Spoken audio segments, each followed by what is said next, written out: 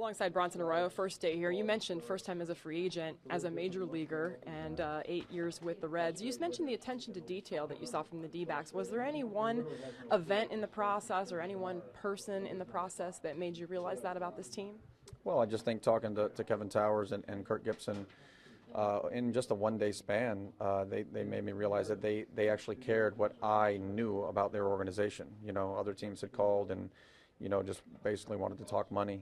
And these guys wanted me to know about their players and about the future of this franchise and what they felt like they were, you know, strong and what they were weak in and why they wanted me to be here. And that attention to that detail, you know, definitely was a little bit different. And it got me thinking that these guys were serious about having me here. And you know, they proved it by offering me a contract and really saying, like, this is our best deal we can put together for you. And if you want it, you want it. And if you don't, then we'll move off in a different direction, which no other team had done that. I know you've been here one day, you've thrown one bullpen, but what are the things that you like about being here in a D-backs uniform so far? Like I said, you know, the meeting this morning was the first time there was position players and pitchers all together.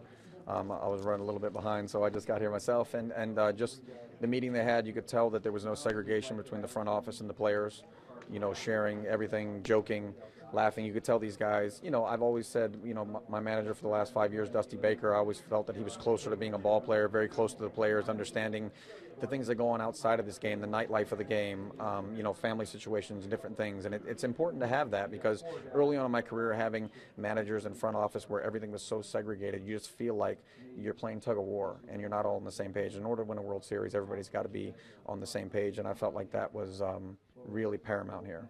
You know, Matt Cain is the only pitcher that has more quality starts in the National League since 2006 than you do, and so you talked a little bit about your health and the key to it, but it's durability and consistency, and those things are obviously what every pitcher wants to find. What has been the biggest key for you? Well, health, definitely. You know, if you're hurt, you can't get out there and put up consistent numbers, so that's the number one thing. And then I think just, you know, being around the strike zone, throwing strikes. If you can do that, you always give yourself a chance to win. You minimize walks, which allows you not to give up so many free bases and free runs, you know. And so, you know, over the years, just pounding the strike zone, keeping the ball down, going out there, you know, with a clear head, not losing your cool if you give up 3 runs in the first inning, realizing that this is a marathon of a season, and what you do in April has no effect on what your record's going to look like on October 1. You know, and try to wipe away the negativity as quickly as possible and move on to the next day, which is very difficult to do in any part of life, much less a game when you only get to pitch 32 times. But I think that's really been what's made me successful. Bronson, welcome, and thanks for the time. Thank you.